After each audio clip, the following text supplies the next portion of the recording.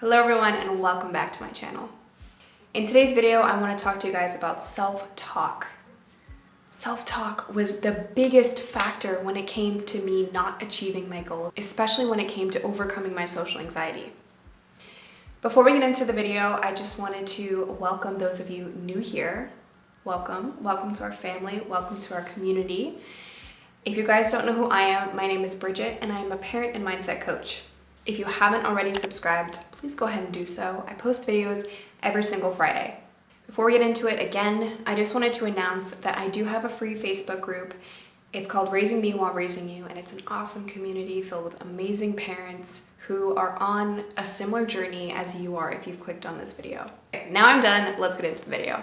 One of my favorite quotes when it comes to talking about self-talk is one by Elle Summers, and it says, "Most of us are oblivious that our self-talk is creating the circumstances of our reality." And I just want to take a second and think about that for a minute, because it is so true. Every decision, every action, every behavior, every interaction, every relationship is based off of things that we say to ourselves. Every decision we make is listening to our thoughts that are in our head. I'm sure I'm not the only one who can relate to this. Have you ever at some point in your life, whether it was when you were a child, a young adult, a teenager, whatever the case is, had a teacher or a loved one say something that has stuck with you to this day? I have.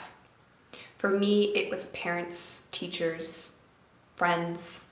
Those thoughts, those words that people say have still stuck with me. They have made me think twice about choosing a decision at whatever point in my life.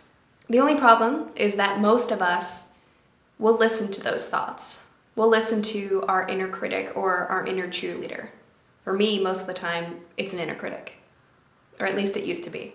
But those voices and that inner critic that we hear are products of the interactions that we've had, the people that we've seen, the social media that we consume, the constant comparison that we have.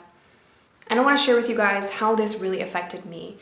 So for those of you who are new to the channel, you probably haven't heard this story. And for those of you who are returning, you probably heard this story over and over again, but you're still going to probably think about this in a different way.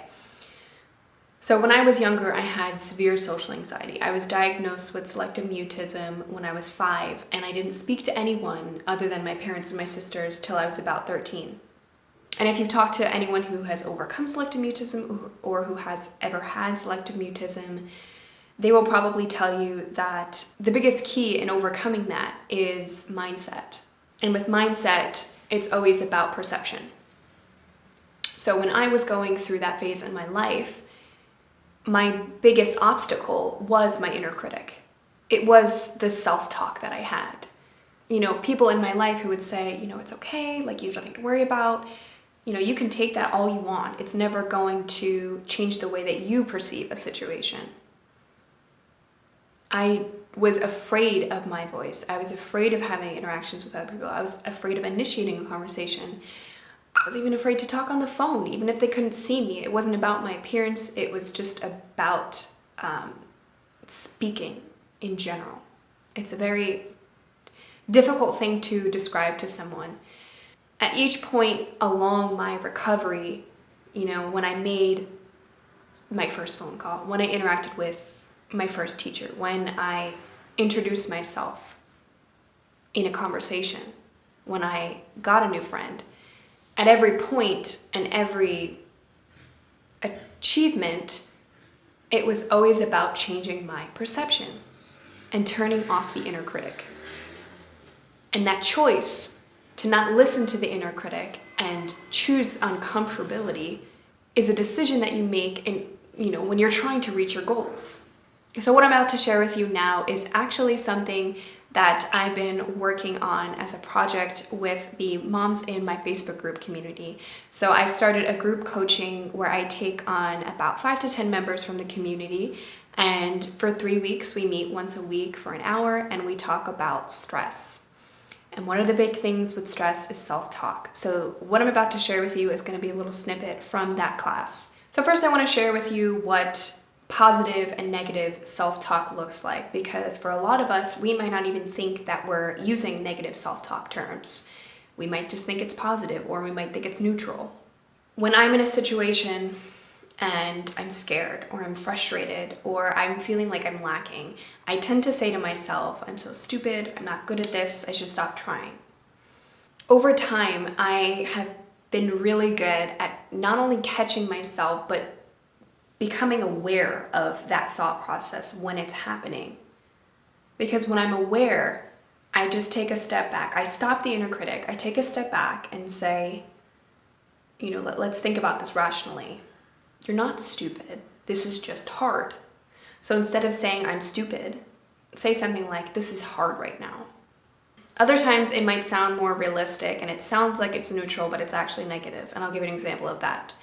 So sometimes I find myself saying, I did this wrong, so I must not be good at this. And that is such a fixed mindset way of thinking, because we can change everything. We can adapt new skills. We can change our mindset. We can change our personality even. As long as we are open-minded and think that, I am capable of doing this. So instead of saying that I did this wrong, I must not be good at this, even I did this wrong, but let's see what I can do next time. And being aware of the fact that you're saying it in your head, you're saying it to yourself. That, I think, is the biggest step. So how do we stop the inner critic? We have to, like I said, become aware of it. We have to acknowledge that it's happening right now. We have to acknowledge when we're in a spiral. I made a video on this exact thing, and I'm going to link it up here. Another thing that we have to do is we have to contain it. And what I mean by that is that oftentimes when I'm taking on a particularly challenging task, or when I know I did something stupid, and that's an opportunity right there when you're tearing yourself down, when you're acknowledging that you made an error, when you're just beating yourself up over something so small. That is an opportunity to allow ourselves to become more aware. And as I was tearing myself down, I stopped myself and said, you know what? Yeah, maybe this decision you made was stupid, but let's learn a lesson from this. Let's be more conscious. Let's be more aware. Let's slow things down. You're taking on too much and you're losing your consciousness. You're losing your ability to be aware of your surroundings. But I had to contain it. I have to give myself that time to let it all out. Another great way to stop your inner critic is remembering what reality is.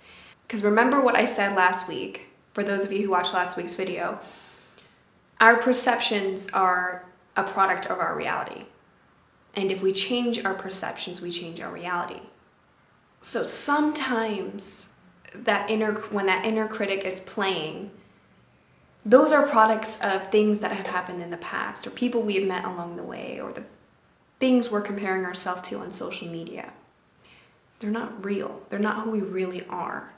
They're other people's opinions about us who are telling us who to be. It's not who we actually are. You choose who you want to be. Your authentic self is essentially getting rid of everyone's opinions and just being you. So it helps to take a step back and look at yourself from another perspective. How you are viewing yourself right now. Would your best friend view you that way? Would your spouse view you that way? Would your child view you that way?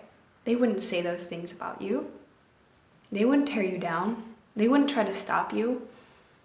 Only you can stop you. Or even cross-examine it. Ask yourself, is that really true? Am I really stupid? Am I really not good enough? Am I really comparing myself to this person? And I saved the best for last year because this is my favorite one. Think of yourself like a friend. Make your inner critic your best friend. What would your best friend say to you? Would they try to tear you down? Would they try to stop you from doing something that you know is going to make you grow? Would they call you stupid? Would they call you not good enough? And I just want to disclaim here that your inner critic will never always be an inner cheerleader. For me, it still happens. it still happens to everyone. Even if you're perfect and you're at the highest level in your personal growth journey, you are completely aware, you meditate, you do this, you do that, even then you still hear the inner critic. That programming doesn't go away, but you become more aware of it. You catch yourself, you contain it, you think realistically, you're able to battle with it. You're more conscious of it. And you can choose to either listen to that inner critic or you can choose to go down your own path. That is what I'm advocating for. The awareness, the perspective. Choosing to listen to that inner critic or choosing to fight that inner critic. If I hadn't fought that inner critic when I was younger over and over again, I wouldn't be speaking to you right now. I wouldn't be making this video. I wouldn't be doing what I do. So if you really want to challenge yourself, if you really want to grow and do the things that you really want to do, don't let the inner critic stop you. Before I end today's video, I just wanted to announce that spots for my one-to-one are open, and I'm going to leave the link down in the description. But if you want to know more information, I'm also going to leave a link to my website. This consult is for any parent dealing with stress, anxiety, or lack of confidence, and you're looking to take your life back, take charge, change your lifestyle, change your relationship with your kids, and feel good about yourself. So if that sounds like you, click on the link below. So thank you guys so much for watching. I hope you guys found this useful as always, and I will see you next time. Bye.